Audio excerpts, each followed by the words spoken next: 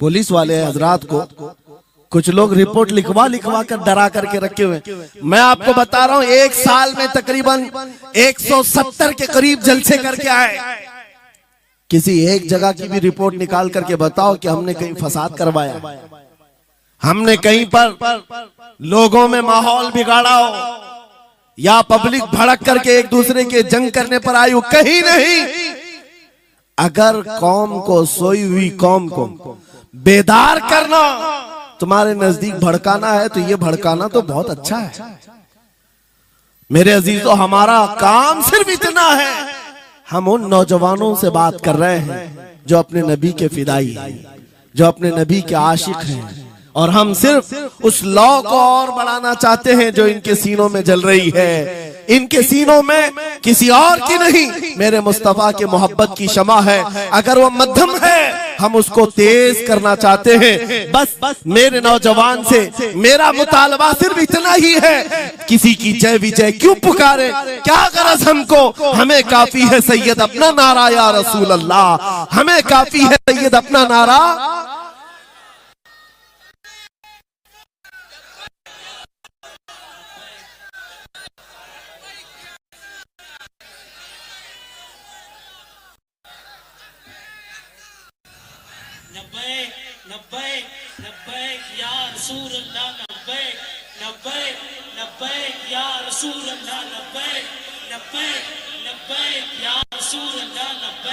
तवज्जो,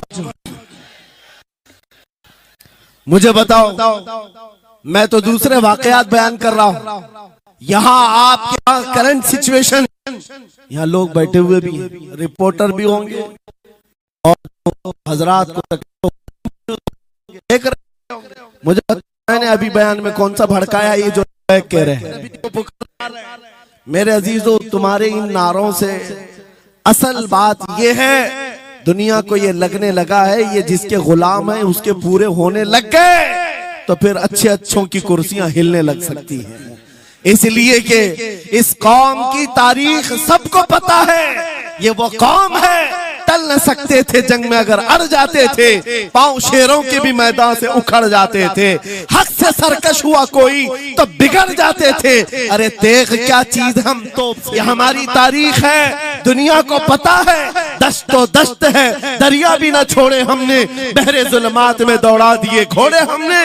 इकबाल ने कहा है थमता न था किसी से सैले रवा हमारा, कुछ बात तो है कि मिटती नहीं हस्ती हमारी, सदियों रहा है दुश्मन दौरे जमा हमारा, बातिल से डरने वाले आसमां नहीं है हम, 100 बार कर चुका है तू इम्तिहान हमारा।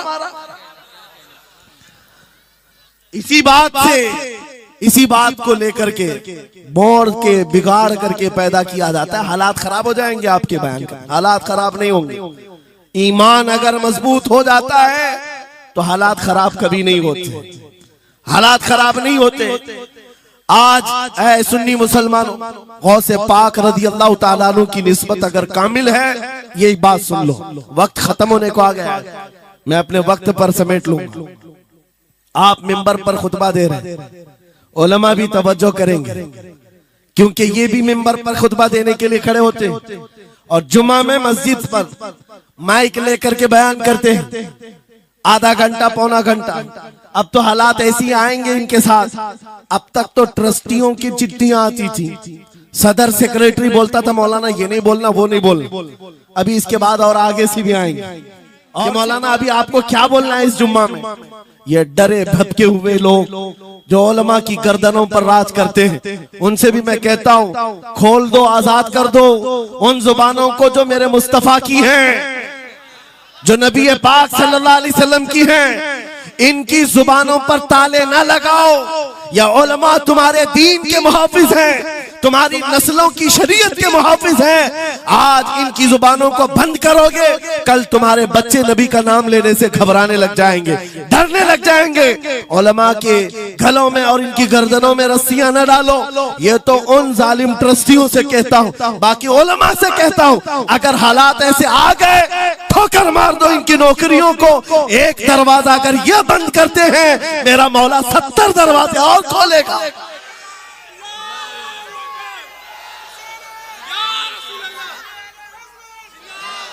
सुनो गौसे पाक रज़ी अल्लाह ताला अन्हु किस बात से डरते थे। गौसे पाक का खुतबा बयान करने वाले मौलवी हजरात उलमा सुने, गौसे पाक किससे डरते थे? उनको डराने वाला कोई ट्रस्टी था, कोई हाकिम था, बल्कि हालात ऐसे थे। एक बार खिताब कर रहे हैं मजमे में, बहुत बड़ा मजमा है, खिताब के बीच दरमियान अभी वाज हो रहा है, एक काला सांप गिर गया आपके कंधे पर। सांप गिर गया और गिरा ही नहीं, गिर करके फिर वो आपके गले के अंदर से दाखिल हो गया, आस्तीन में आया, आस्तीन में आया और फिर इधर आया। वो लौट लौट करता रहा। लोग जो मजमे में बैठे थे उन पर हैबत तारी थी, वहशत तारी थी, कोई जगह छोड़कर इधर उधर हो रहा है, लेकिन गौसे पाक का कदम डगमगाया नहीं, ना जिस्म के अंदर कोई हरकत हुई। आपका बयान कंटिन्यू जारी रहा, उसी तरह जारी रहा। वो सांप कभी आपके सामने आया, कभी इधर आया और घूम फिर करके वापस चला गया। बयान आपका मुकम्मल हुआ। लोग खड़े हुए पूछते रहे, या सुल्तान अल औलिया सय्यदी शेख अब्दुल कादिर जिलानी, आपके साथ ये जो माजरा हुआ, ये सांप इतना खतरनाक था, देख करके हैबत तारी थी और आप अपना बयान कंटिन्यू जारी रखे हुए थे, ये क्या माजरा है? गौसे पाक फरमाते हैं, वो सांप तो मुझसे कह रहा था, ऐ अब्दुल कादिर, तुझसे पहले 70 औलिया को भी मैंने ऐसे ही आजमाया है और आजमा कर चला गया। गौसे पाक क्या फरमाते सुनो, ऐ लोगो, तुम मुझसे पूछ रहे उससे डरता था या नहीं डरता था? बात सिर्फ इतनी है, मैं उस कादिर का बंदा अब्दुल कादिर हूं, उस कादिर का बंदा अब्दुल कादिर हूं। मेरे उसकी कुदरत पर ऐसा यकीन है, अगर मौला ने मेरी मौत लिखी है तो ये काले सांप से क्या, चूंटी से भी हो सकती है, और अगर मौत नहीं लिखी, इस तरह के 1000 सांप मेरे गले में आए, मेरी मौत नहीं आ सकती। मेरा उसकी कुदरत पर यकीन कामिल है, इसलिए मैं उसका बयान कंटिन्यू रखा, जारी रखा।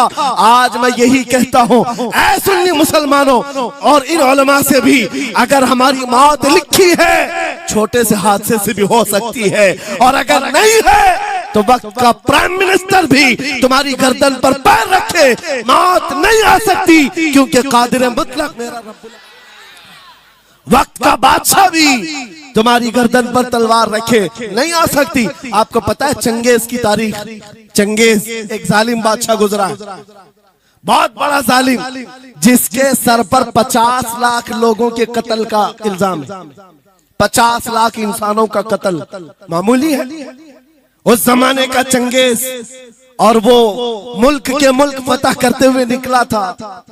एक जमाना ऐसा था मेरे अजीज, घोड़े पर बैठा हुआ चंगेज कुछ लोगों को, मुसलमानों को गिरफ्तार करके मैदान में खड़ा किया है और जल्लाद को बुलाया कि एक साथ सबकी गर्दनें उड़ाने लग जाओ।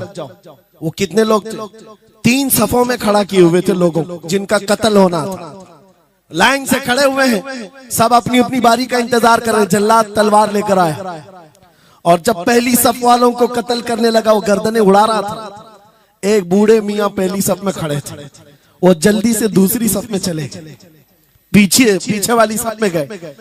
बादशाह चंगेज घोड़े पर बैठा हुआ खिलौने से खेल रहा है और ये मंजर भी देख रहा है और हंस रहा है।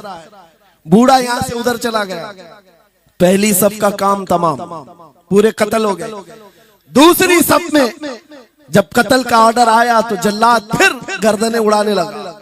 दूसरी सफ, दूसरी लाइन को कत्ल करने लगा जल्लाद। ये बूढ़े बाबा जो है तीसरी सफ में चले, पीछे और एक सफ थी, यहां से बचकर तीसरे में चले गए। दूसरी सफ भी उड़ गई।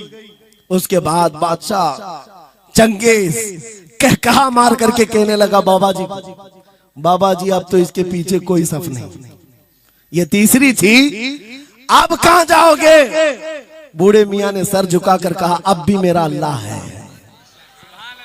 ये यकीन होता है, जहां तक बचना है बच नहीं है। बाबा जी ने कहा अब भी अल्लाह है, हो सकता है। उस चंगेज ने कहा कि उड़ाओ अब इनकी गर्दनें। अभी जल्लाद तीसरी सफ को उड़ाने ही जा रहा था, अचानक चंगेज के हाथ से वो खिलौना नीचे गिरा जो खेल रहा था बैठ करके घोड़े पर। जैसे ही वो खिलौना उठाने के लिए नीचे की तरफ आया, उसका पैर जीन से निकल गया और घोड़ा अचानक बिदक गया, सरकश हो गया और घोड़ा सर पर दौड़ने लगा और ये एक पैर इसका जीन में फंसा हुआ है और सर नीचे जमीन पर है। अब घोड़ा दौड़ता गया, पता नहीं कितने पत्थरों से इस बादशाह का सर टकराता रहा, घोड़ा किसी के काबू में नहीं आ रहा। सारे सिपाही, सारे फौजी इस घोड़े को पकड़ने के लिए पीछे भाग रहे, लेकिन घोड़ा दौड़ता गया, इतना दौड़ा कि उस चंगेज का सर फट करके भेजा बाहर, मर गया करके घोड़ा एक जगह रुका। बादशाह की मौत का ऐलान इतना बड़ा था, सारे सिपाही, सारे फौज बादशाह को लेने के लिए हाजिर आए। मियां पूरी सल्तनत तहबतह हो गई, हुकूमत बदल गई, सब खत्म हो गया और जो कैदी थे वो आजाद होकर जाने लगे। बाकी लोगों से क्या मैं नहीं कहता था अल्लाह अब भी हमारे साथ है। मेरे अजीजों, एक बात याद रखो, हमारे लिए दुनिया द एंड नहीं कर सकती जब तक मेरा मौला ना चाहे, अल्लाह ना चाहे। आज लोगों को ये लगता है, मुझे वैसी भी बात बताया गया,